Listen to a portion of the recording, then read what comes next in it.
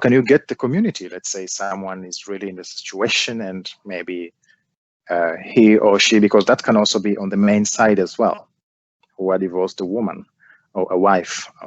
So how could they find a community like this? Do you go to the social media and search or ask, or how did you find your community, for example?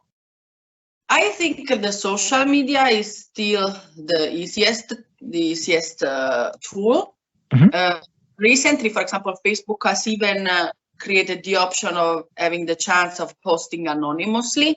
So if you are not ready yet to come out with your homosexuality, or not ready yet to talk and put the face about your single parenthood or whatever struggle you are going through, you have a chance of discussing and having an online community without actually saying who you are.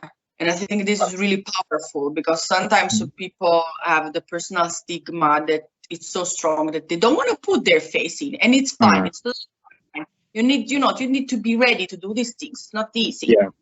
And so Exactly. I think social media is still the strongest tool.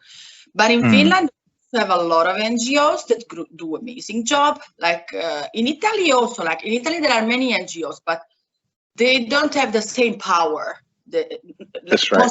Impact more than power, sorry. Yeah. The positive impact that I see here in Finland. Here in Finland, I'm really amazed for how impactful in the society the NGOs are. I'm really, really proud of that. Yeah. And many NGOs do things like, for example, there is Familia that takes care of, like a multicultural families, and they also had in the past peer support group for divorced parents. Then there is Nice Hearts. They do very different activity for women, and they also do empowerment groups. Then of course we have our international work in Finland, of course, and then for the Miessakit, that it's an organization specifically designed for men's needs and different men-related topics. So there is Google is really your friend in this. You just write NGO and there is so much going on in the And for what regards the minorities, there is, for example, the Väestöliitto, that is the National Federation of the Family in Finland. They also deal with sexual minorities and their rights.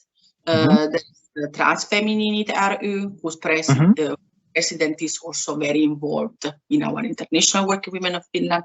So there is a lot that is possible.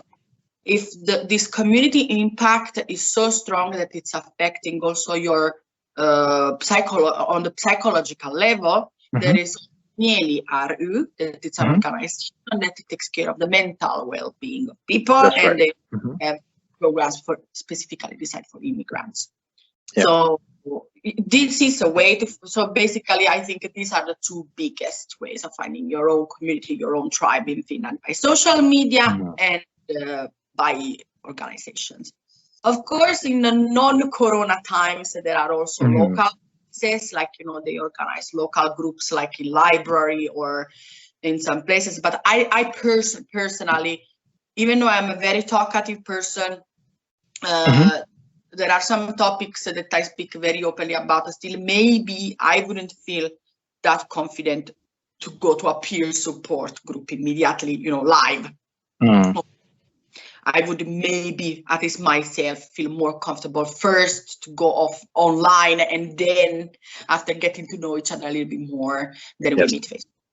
But that's, according to the personal style and the topic. Exactly, definitely. And that is actually, I was trying to think when you spoke about the mental well-being support, because being behind the stigma can cause a lot on your own mental well-being. And it's important to help this mental well-being before it's too much into your brain, for example, before it's, affecting your brain or your personal being so much. So thank you very much, and I wish you all the best. Same. Bye. Bye.